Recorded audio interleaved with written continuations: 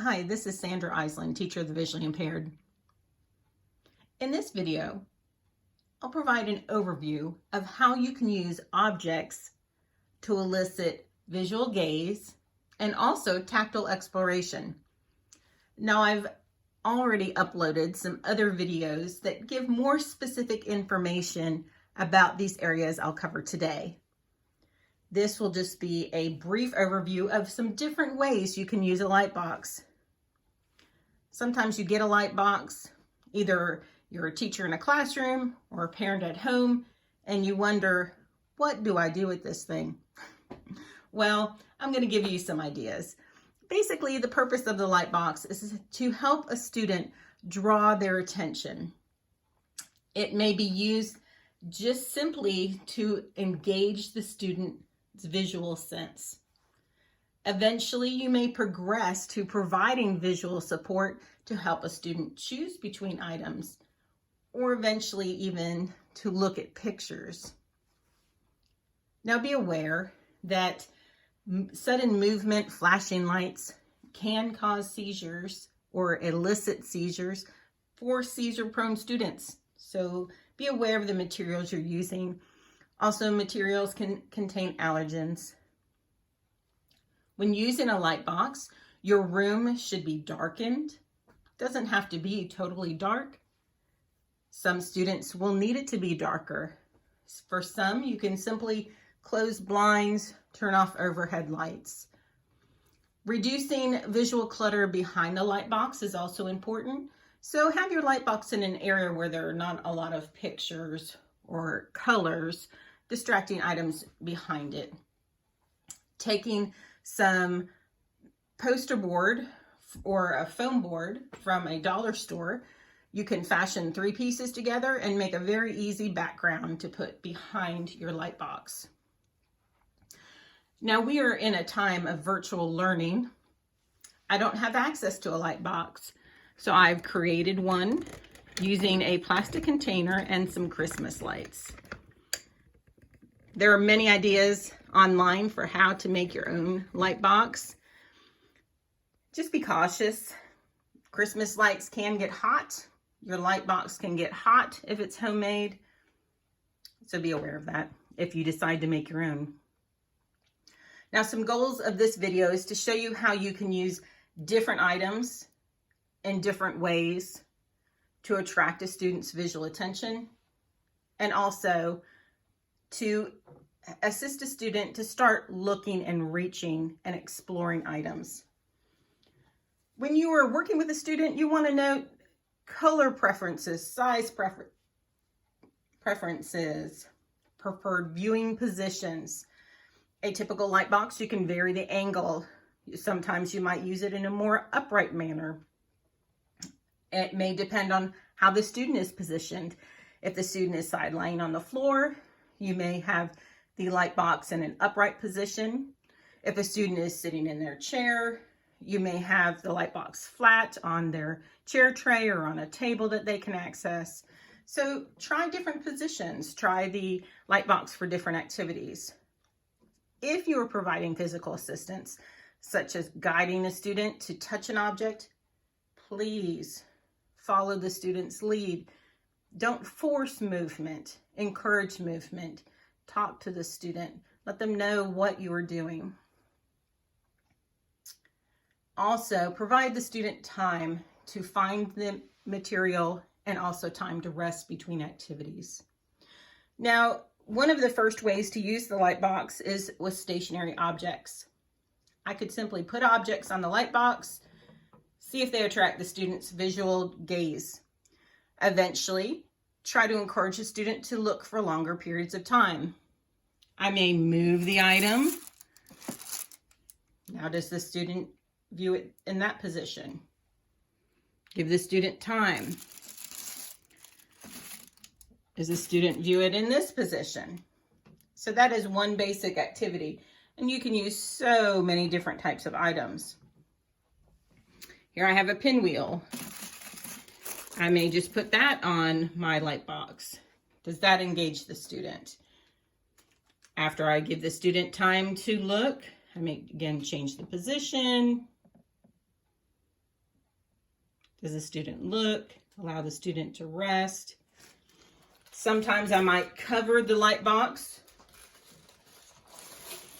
block it out just to give the student a visual rest. I may use overlays to help focus stationary items. And guiding the student to look at the cup. Can you find the cup?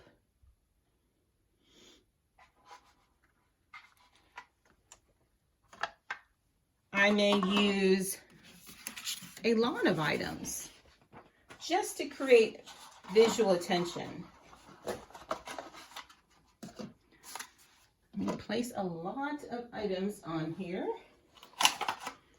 because maybe my goal is just to get the student to look at something for a period of time. It might be a second, it might be 3 seconds. So just different things to see if they'll engage the student. I have these fruits and vegetables. I might put those on there.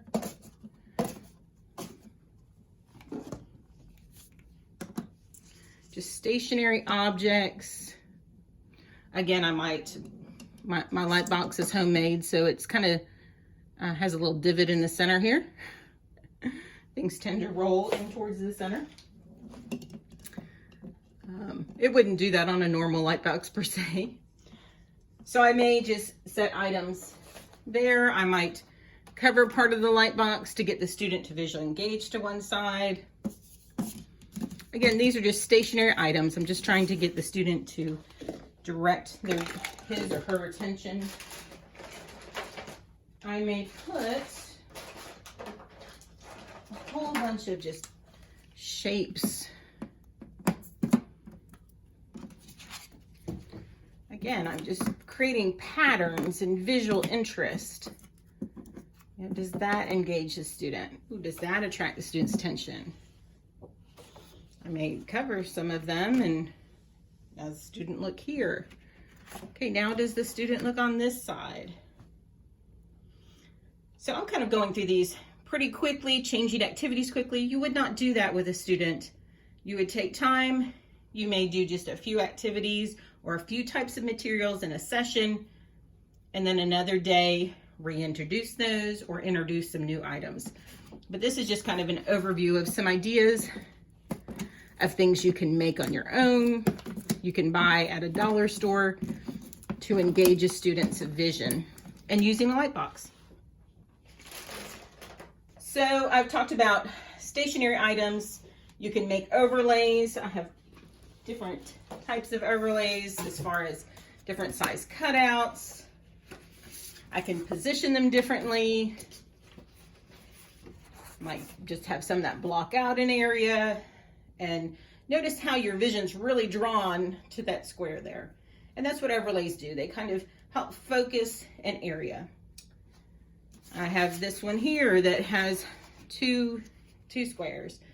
So eventually if you're working on choice making, something like this, and I simply made these out of poster board, black poster board. You could use fabric, you can use construction paper, just different items that you have around your home or your classroom. Now, for some students, movement is necessary to gain their attention. So I may have an item and I'll manually move it. It might have a built-in kind of movement. Again, be cautious with blinking, flashing for some students. Something like just this little bit of extra light flashing. And now here I could put an overlay on it. I could black out some areas around it.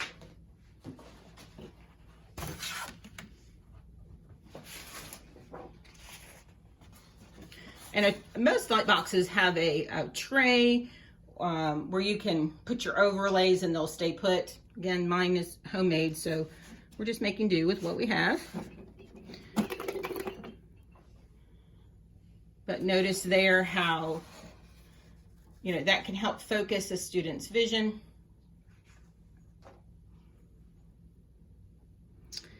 You may use sound if a student really is not looking.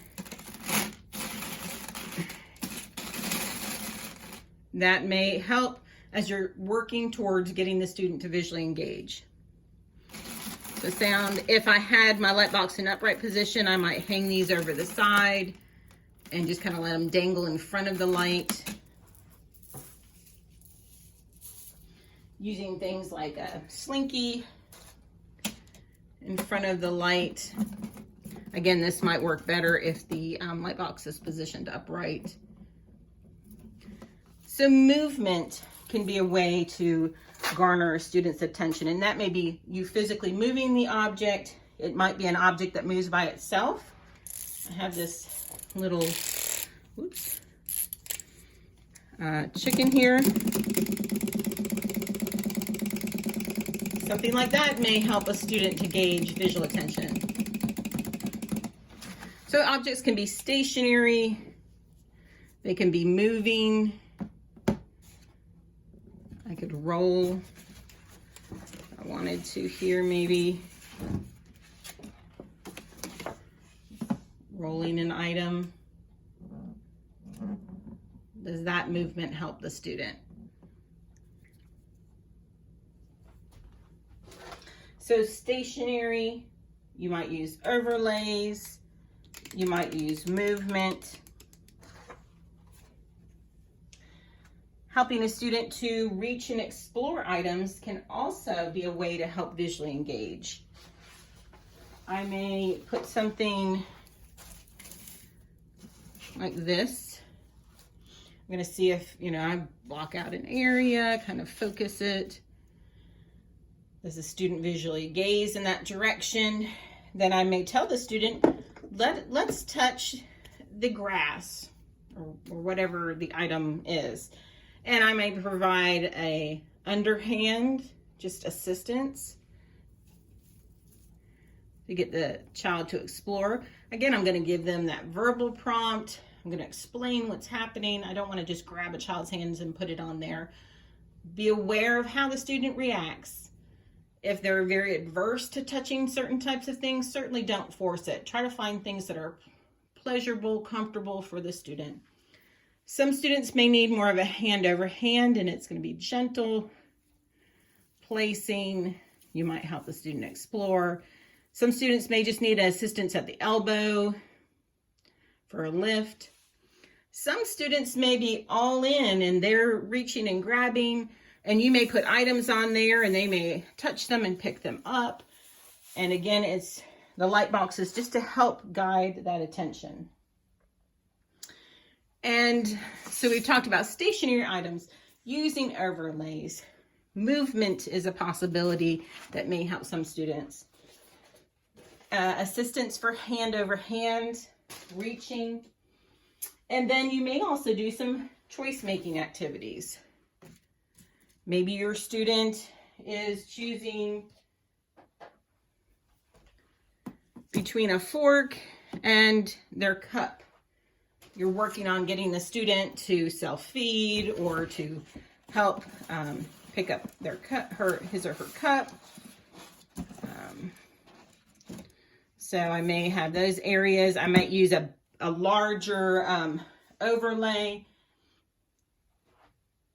I may block out slightly the non-preferred item to really try and get the preferred item to shine more.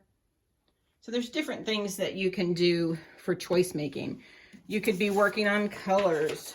Maybe I want the student to find the red ball because we've been working on red.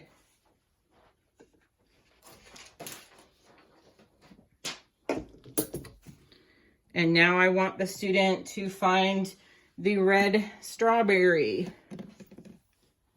So I'm using objects that the student can see, touch, explore, hold, squish.